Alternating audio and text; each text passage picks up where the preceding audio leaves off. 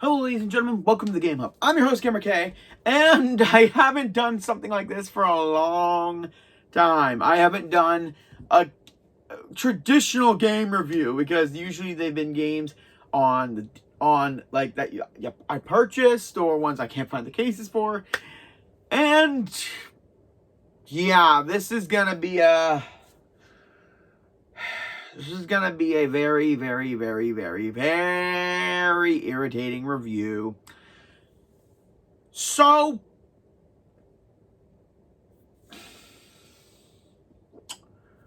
back in 2019, because I like a lot of detective games like L.A. Noire, the Sherlock Holmes games, and I love detective shows. I love figuring out the case. I mean, Grand Theft Auto, I don't like being the bad guy so much. I enjoy capturing the culprit and putting all the clues together. And I know I talk weird when I say certain words. I don't know why, but for some reason or another, my YouTube feed sent me directly to a trailer for a game that I have never heard of or even thought I could imagine. And that is the game by Microids. Wait a minute, what? Hang on. Okay, so it's developed by Microids, which is a French gaming company. First, No Straight Roads, and now this. Are there any other indie games that I can review? Nope, not to think of. I just saw this on the cover right now. This isn't a gag. This isn't me practicing this. This is legitimate shock. This won 2019 Gamescom award winner, Best Action Adventure Game? Who? What is Gamescom? I have never. Oh my god. Okay, so that puts a whole bunch more to be desired in this. But okay, I have got to get to this review now because, like I said, I love my detective games, but with like every game genre, there are ones that fall through the cracks, one that rise above, and then there are those that are somewhat. God damn it. I'm going to need some liquid courage. It's just Sprite. So, Blacksad came out mid or late 2019. And again, being a detective game, I was all for it. I was 100% ready for a new adventure, new like characters I've never seen. Like, because I know Sherlock Holmes, I know. Now I know Big B Wolf and the Fables from Wolf Among Us. Please let that come out next year, please. But Blacksad Under the Skin is... I had to do research on this, much like when I first played Wolf Among Us. And don't worry, that review will be coming later this year, hopefully. So, I did a little bit of research, and much like the Wolf Among Us, Blacksad was a... where is it? Was a Spanish noir comic. And it was adapted by the French company Microids. And and I already knew it was somewhat French because of two voice actors that I can't believe are in here. I'll get to that when I do. Now, again, I knew nothing about Blacksad when I first played this game. I mean, when I got it, I wanted to do a little bit of research on it. And it turns out it's like Zootopia if Zootopia was a 1950s noir adult story. So, again, it takes anthropomorphic animals in the real world, like in this case, 1950s New York, because all the best crimes happen in New York, right? They really need to pick a new city. But overall, I was thrilled. Because even though it is animals, there's obviously going to be some adult themes going on. And there are. Not as much, but overall. So we were introduced to John Blacksad, who is the Black Panther. No, not that Black Panther. Can you stop with the jokes?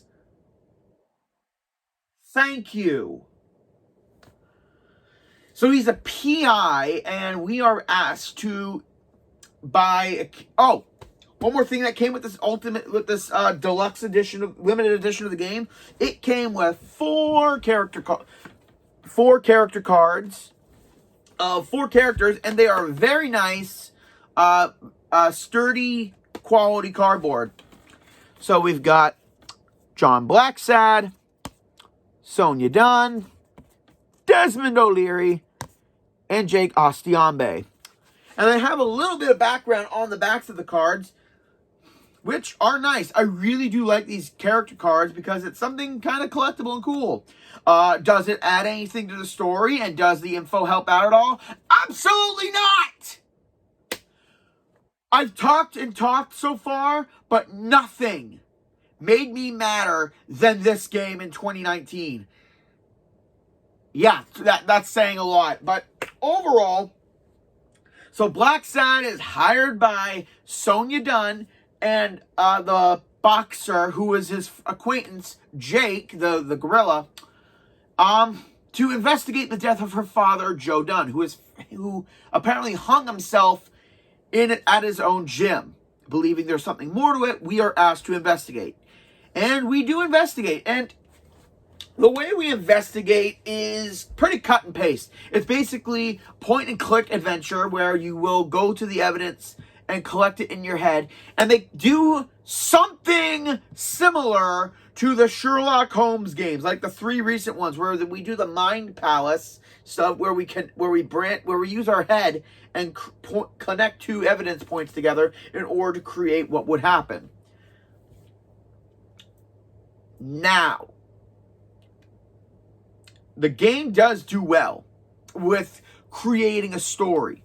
Basically, Joe Dunn killed himself, presumptively, and then we have to talk to suspects about stuff, collect the evidence, obviously.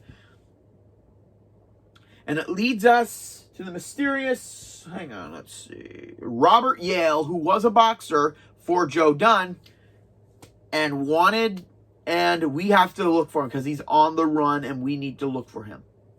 This entire story takes place in a pretty well done-ish story. I mean, it trails off sometimes as we build more leads and figure stuff out about Joe Dunn, the victim, about his personal life, his business life, the fact that he's technically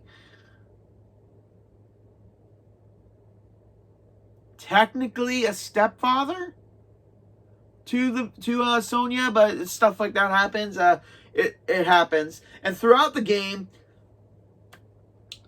we don't use a gun.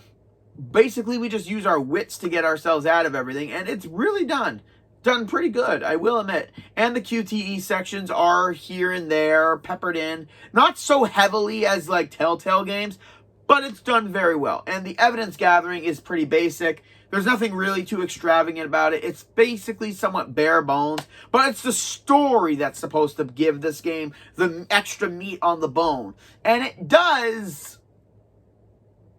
but then again, it kind of trails off, and it feels like I can barely remember good sections of the game.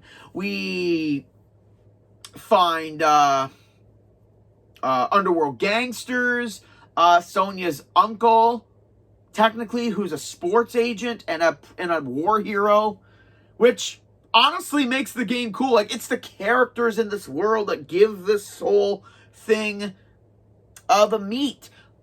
Like I said, but the problem is the meat is minimum, because if you don't know anything about the characters, you know nothing about the game. And I keep saying that characters are what makes the story. You can't just give us the character and expect us to love them. Overwatch. Oh boy, I don't know where that came from. But the point is, you need to know about the characters. You need to know their gripes, their whole background, and without having to read so much, you need to know where these characters stand with each other and what's their relationship like. Like, when I played The Wolf Among Us, I knew nothing about the Fable comics at all, except that it's that I can't wait for the sequel. And honestly, I like playing The Wolf Among Us. You immediately somewhat know where people's stories are because there's the little Fable section where it will tell you their background and a little bit about the relationship. But again, a majority of that relationship connecting with characters is nonverbal. The way it is verbal, but not in the sense of talking about their story. It's the way they talk to each other, the way they act around each other, and it shows quickly. Like, immediately I know there was something between Snow and Bigby the minute I saw them interact, and everyone was irritated with Crane and Toad, and Bigby had this history where it's kind of rocky. Like, you can understand that all. And Blacksad, there's none of that. I don't understand anything about these characters. I understand nothing about their connections except from bits of dialogue. And it's kind of that detective noir style where Blacksad, like, talks in his head, like, of all the gin joints and all the bars and all the world, she had to walk into mine. Like, that kind of thing where it's voiced over. I wonder if I can do that. Like, can we play that line again? Just have my mouth not move? Of all the gin joints and all the bars in all the world, she had to walk into mine. Did it work? Or did it work and you're just screwing with me? Okay, I guess we'll never know. But the point is, the characters, like, they throw in so many characters, and some of it doesn't even go anywhere. Like, it's not even funny. And again, it does the whole thing where you ask a question thing and blah, blah, blah. And after new evidence is gathered, you can go back to suspects, like in CSI and LA Noire and But the problem is, this game is not really open world as it is like point and click adventure games where there's a certain section. And again, the characters are forgettable. And there's no real time to really understand, because some of the characters disappear until like the end of the game, and it just feels irritating. And again, and one thing I really do love about this game is how they got the feel of it down, the 1950s in New York. Which, in this game, there's a lot of racial stuff going on because the animals do technically show race a little bit. So it's. Again, this is Zootopia done for adults, basically. And that kind of thing I really did enjoy about this game. How they kept the animal perspective, but have it be definitely in the time of the world. And I love that.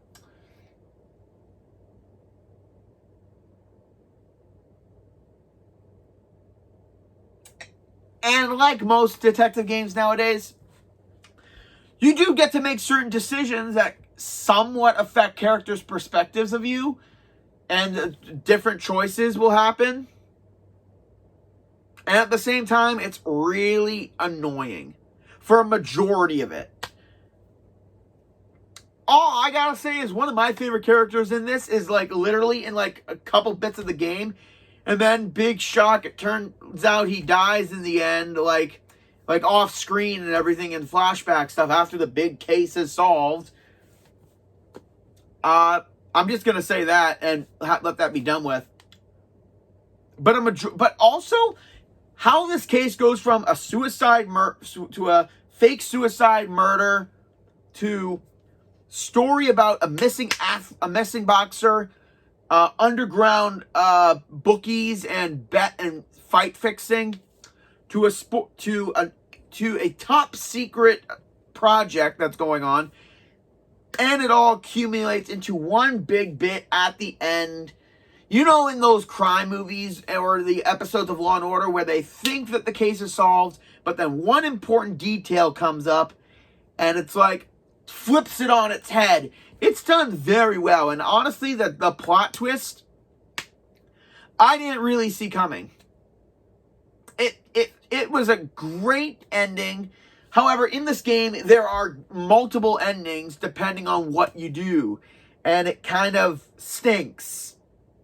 I mean, I don't mind the multiple endings, but when there's so many of them in a game, it feels like, oh, so I'll just do what I want to do, and nowadays, just watch them on YouTube to see what you did wrong.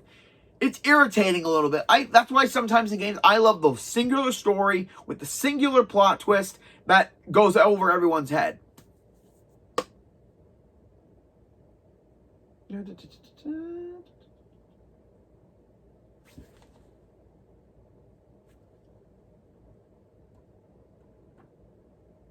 Okay, I just looked up a little bit more information.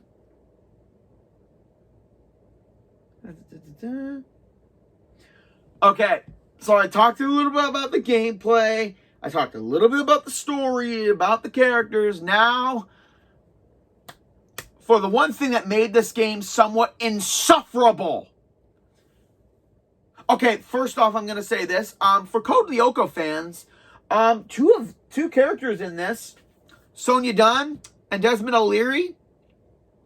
Yeah, Sonia is voiced by Sharon Mann, who voices Aelita from Code Lyoko, because she was talking, and I knew I heard her voice somewhere. And Desmond O'Leary is voiced by William from Code Lyoko as well. So for Code Lyoko fans, yeah, two characters are in this game. So that was a good twist. I mean, well, not a twist. That was a shocking surprise for me because I love that show. So yeah, pretty cool. Now,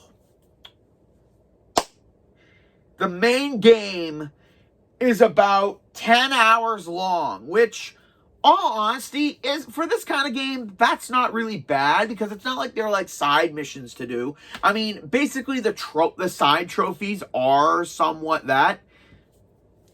And the problem with the trophies in this game is that they're some of the most infuriating things I've ever experienced in a video game. I've been playing video games since I was a kid. And, okay, yeah, back then, the video games were pretty basically simple. Like, you didn't need to do trophies. You just needed to play the game and enjoy it. But this, as cool as the story was, and as much as I wanted to experience the characters, the trophies are absolutely insufferable. Because their descriptions do nothing to help you. Nothing. Like there's one that calls the 400 blows. To take a couple of blows. Basically, I had to look it up. But get this. So, in 2019, months after this game's release, which would have been, early 2020, I tried to look up a guide for trophies in this game. And there were no guides whatsoever. Barely no one unlocked any of these trophies. What makes that bad? There are achievement guides for the worst games out there, like Ride to Hell, the Ghostbusters 2016, all those shitty games. And this is the game that had no trophy guides? That's insanity! Like the 400 blows, basically, when you're tied up by two thugs and instead of going right to the important questions, ask stupid questions and they will keep hitting you and hitting you and hitting you. And the trophy doesn't signify how many hits you need to unlock it. Or the memory palace thing where you go into your head and you connect the two pieces of evidence together in order to come to a conclusion. There's a trophy for getting all of those, But some of them you can't unlock for some reason. And I've tried. I looked for a stupid guide for that, and it barely helps. Because I feel like I missed something, or if I said the wrong thing to a suspect, did I get the wrong bit of information? Like, it's all over the place. Like, it's pick and choose, basically. Except you don't get to choose. It's just pick and pick. And it's irritating. Oh, another bit of gameplay is, as Blacksad, you can use your enhanced smell in order to smell stuff on suspects, or to, you know, smell stuff that will lead to an investigation when you're focusing on a suspect, actually. You can use your advanced hearing to hear things. You can use your incredible eyesight. So it's basically like Sherlock Holmes stuff or Bigby Wolf. Yeah, it's used sometimes, but it's kind of annoying. Also, there are sections in the game where you are timed for a response, and there's one where you have to find information on this guy you're pretending to be in order to get information from the underground poker game with crime lords, so you don't get discovered. And you have a time limit.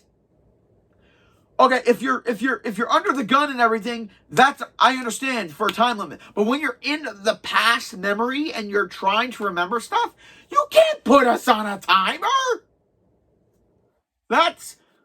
It's awful. Also, there's a trophy for not dying at all, or for dying in the game less than 9 times. There's also a trophy for the Reaper. Cause as many deaths as possible in the game, which sucks. And then in the beginning of the game, there's this one trophy where you can go to this crippled, blind goat in the alley, buy him a cheeseburger with cheese, and then when you go back, you can buy him another one. That's a trophy, buying this goat that somewhat is a witness to what happened, but you'd buy him 2 cheeseburgers. That's yeah. And again, technically your decisions do affect something in the game. Like for the cleaner girl who was secretly dating the victim, she works at the diner that you go to, and when you talk to her, tell her to stay away from the gym during the investigation. If you do not, she ends up being a victim later on. If you do tell her to back off, she will be alive at the end of the game, and will just be the temp girl that dies. So, yeah, a little bit of information there.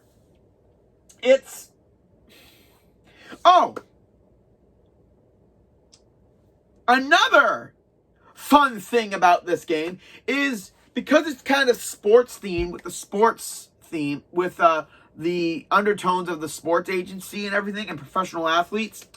There's a scavenger hunt in this game where they have different sets of playing cards for fictional athletes, from hockey to football to baseball to boxing.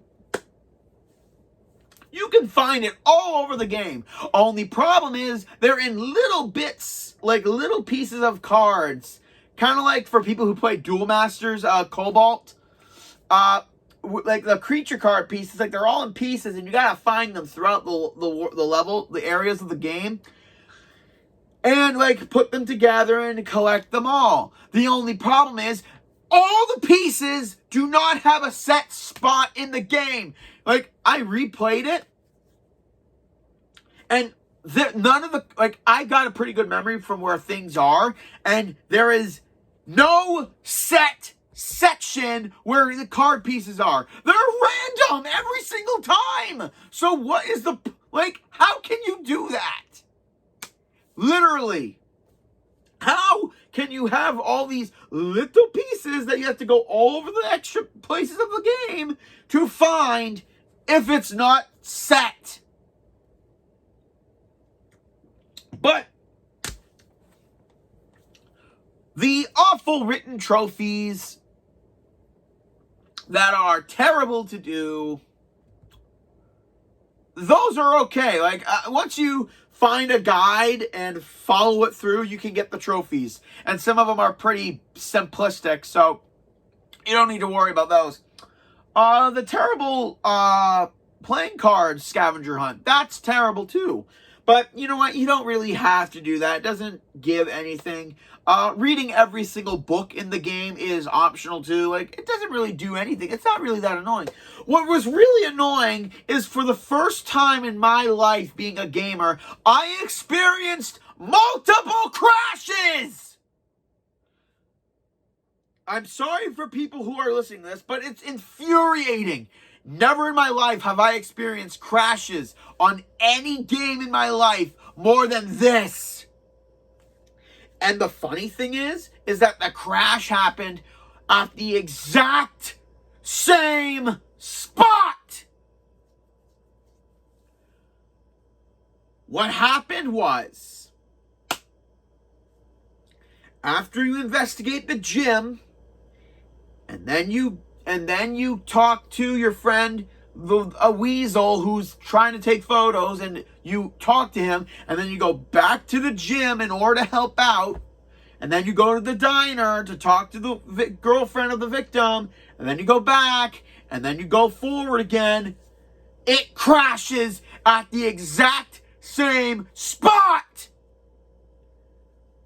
At the 1 hour and 30 minute mark of the game. How do I know this? Well, because again, with the trophies, they timestamp when you get the trophies, and it timestamps when you get the certain trophies. And I checked. And I mean, yeah, crashing isn't that big of a problem, you know? I mean, it's the one-time occurrence. Like, it's months. It's a month after the game's release, so obviously there's going to be some bugs. It crashed not once, not twice, not 3 times, but over 6 times at the exact same spot. So, guess what? I had to reload it, play everything again, go through the same dialogue, go through the same shit, over and over again, until I decided to take a week off and calm down about this game, and then I was able to progress. All in all, the entire story feels all over the place. Like you're going there. Some of it's connected, some of it's not. Like you're eliminating suspects off the list, and that's enjoyable. But the whole thing feels very rushed, that you have no chance to explore anything about this world that we're in, to understand any of it. And again, your actions do affect the overall outcome of the whole story. But the fact that a majority of the trophies and all the stuff you need to do are somewhat broken, and unless you're Magpie or something, and you have if you do everything perfectly, it's still going to be a nightmare to do. I'm not mad that I'm not disappointed that I played the game. It was enjoyable. But as a whole, it just feels like a diet version of The Wolf Among Us. But it's still got its charms to it. I will admit, the characters are, again, even though it takes a while to understand the characters, it takes a while to enjoy the world, I will give Blacksad this. He did give me something that I wasn't prepared for, and something I wasn't expecting. So, for an indie game, it did its job and took something that's very obscure to us and make it into something that can be accessed. Would I play it again? Would I play it again? Maybe sometime in the future if I ever need something to do, and if I'm ever bored, or if I want to piss someone off who I don't want to be friends with anymore. But overall, this does what it needs to be. Like, if you can find it for cheap, I would download it for something that's really fun.